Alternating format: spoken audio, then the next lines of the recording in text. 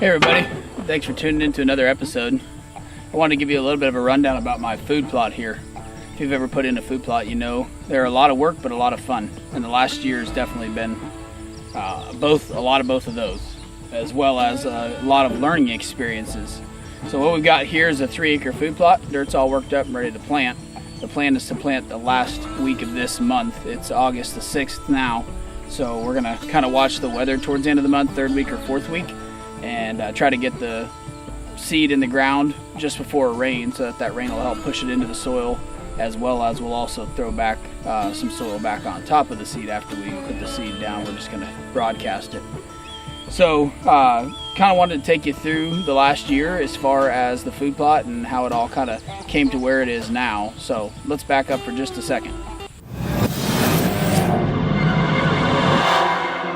So as of a year ago, I still didn't own any land. It had always been a dream of mine to own some little piece of Missouri, but didn't actually have any land as of a year ago. My wife and I had been looking for a house for several years, but just really had been unsuccessful because we looked for a house with some land, and land is very expensive. So most everything we found was either out of our price range or just too far away to really make sense from, family or work or something to purchase. So basically, October of last year, the Lord blessed us and we came across this property and a little house that is perfect for us. It's a little house that sits on 10 acres of property. It's just 10 acres, but it's a really diverse habitat with this property itself as well as the surrounding properties.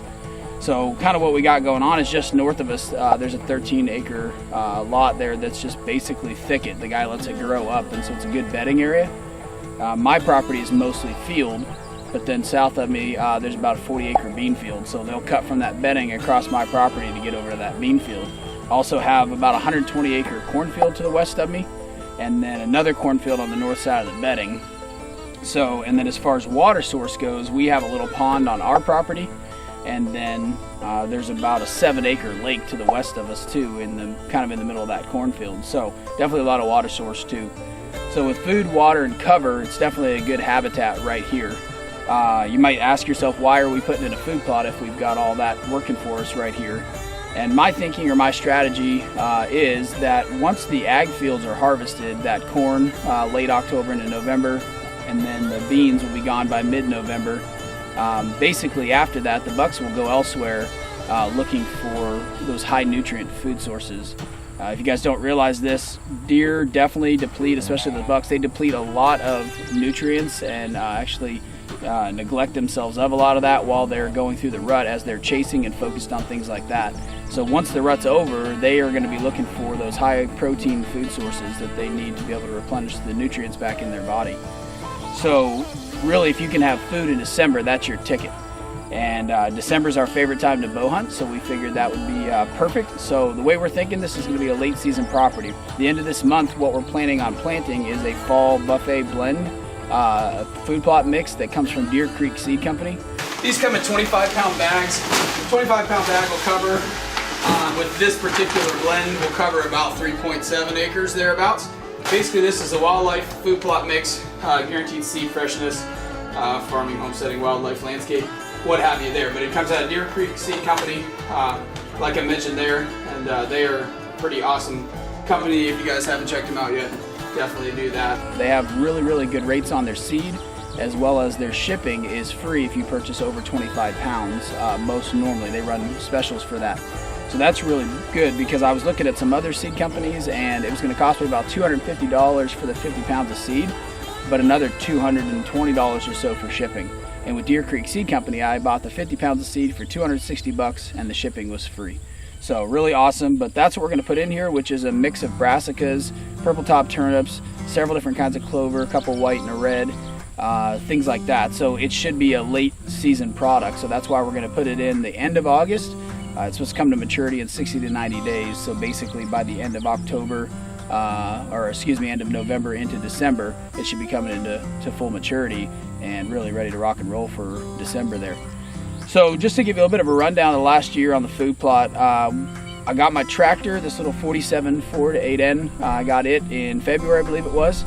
And so I wanted to get out here right away to get on things because I was wanting to put in a spring clover plot to help put some nitrogen back in the ground. That clover is basically a good source for nitrogen because it will pull it out of the air and put it back into the soil through its root system, where a lot of your crops and stuff will deplete the soil of nitrogen. So that, if you think about it, clover in a sense is kind of a natural fertilizer. So I wanted to get a clover plot in the spring, and thinking back in hindsight, I probably should have just really broadcasted into the natural grasses that were here in the field, and it would have grown just fine.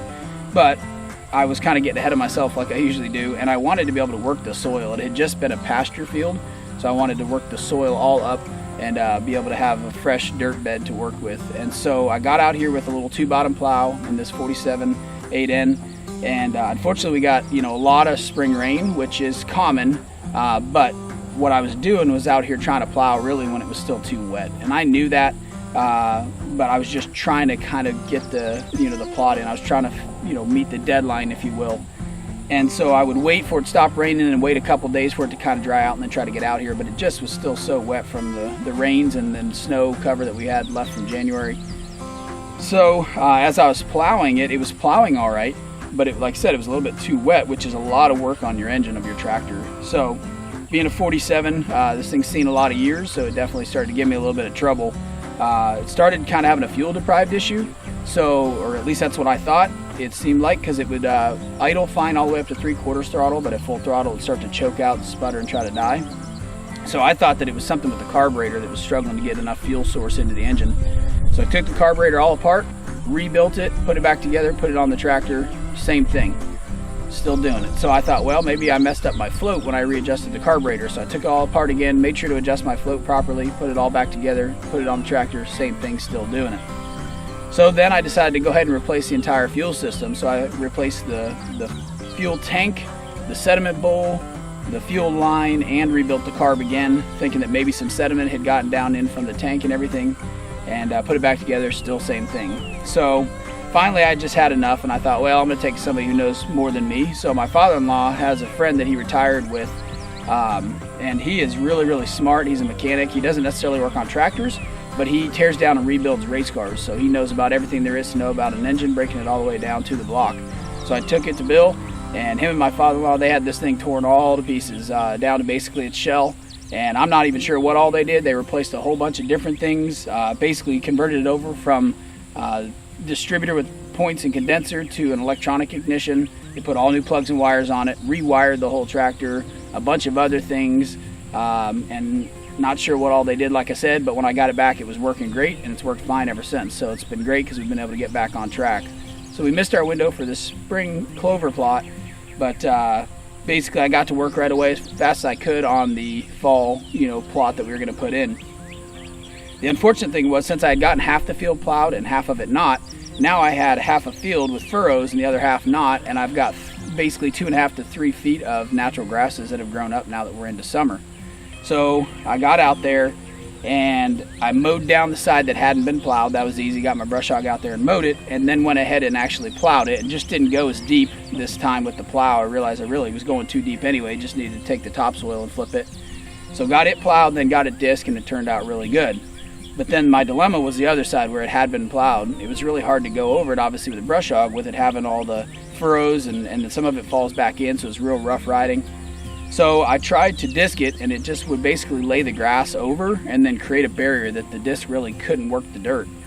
So finally I decided I was going to have to brush hog it. So I just raised my brush hog just enough to skim kind of across the top of the furrows, and I mowed it down as low as I could. We also had sprayed everything, so that way it would kill it and make it a little bit thinner grass, obviously, with it being dead, not be so hardy.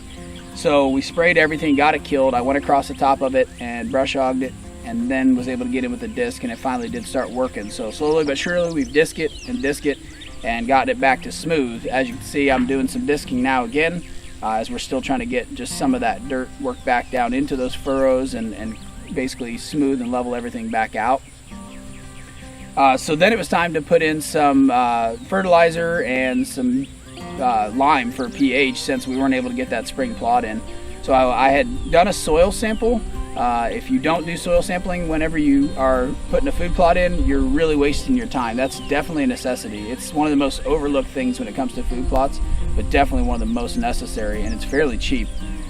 most everywhere that you can order seed from, they'll have a soil test kit, which is what, obviously Deer Creek Seed Company that we order from, they have one. So we did a soil test, got the soil pulled out, got it sent in. Sure enough, they sent back the results, and our pH level was 2 points down. So it recommended I put down about 9,000 pounds of lime, but after spending all the money on the tractor to get it fixed and everything else, and of course having just bought a house, didn't really have the extra money to be able to spend on that much lime. So what I went ahead and did was I bought 4,800 pounds of lime from Tractor Supply and pelletized lime, and figured, well, we'll put down a little over half of what's recommended this year, maybe put a clover plot in next spring, and then next summer we can kind of see where we're at if we need to maybe add some more lime. So the boys came up, Dakota and Brayton, and I really appreciate their help. We had a really fun day. It was definitely really hot out here, and I got to drive around on tractors spreading lime while they basically stood out in the hot sun and helped me reload the hopper. But we could put 250 pounds of lime in the hopper at a time, so we would do that, and I'd go spread it and then come back when I was empty, and we'd reload again. And we got all 4,800 pounds of lime put down, and then we also put down 250 pounds of phosphorus and 250 pounds of potassium, as those levels were just a touch low as well. So it's really cool to be where we're at now. We got all that put in, and now we're ready for planting. So despite all of the hiccups and hang-ups and hurdles, here we are, and it's almost time to plant. So we're really, really excited. I try to encourage the boys, Dakota and Brayton, as we work on these projects with my food plot and theirs, and even just different things with getting stuff ready for season. It seems like we do run into a lot of hurdles or obstacles. Well, what am I doing? I'm sitting on John's tractor because the PTO shaft is too long for the PTO. So they're trying to get the slip clutch off, and John, which is now driving over there, he broke a screwdriver in the little pinhole. So now they're trying to figure out how to get that out of there without like snapping it or ruining the slip clutch. So yeah. So here's the deal. We went to go spread the lime in the field, and the PTO drive shaft is too long to reach from my PTO slip clutch to the spreader. If I didn't have a slip clutch, it would fit. But I don't want to have to take the slip clutch off every time to use my spreader, so we're running to town so we can get a new PTO drive that's shorter, and then we'll be good to go. We can run the spreader, and had to run to town anyways because one of the bolts on the chain that stabilizes the 3-point arm broke, so I got to get a new bolt for that. But I always try to encourage them that that's a learning experience, and I think that each of us really just need to try to think of it that way, that whenever we run into some type of an obstacle like that, we're learning, and that's how we're getting better. And so it's really exciting to me because over the next few years, it'll be cool to see how much we progress in our knowledge.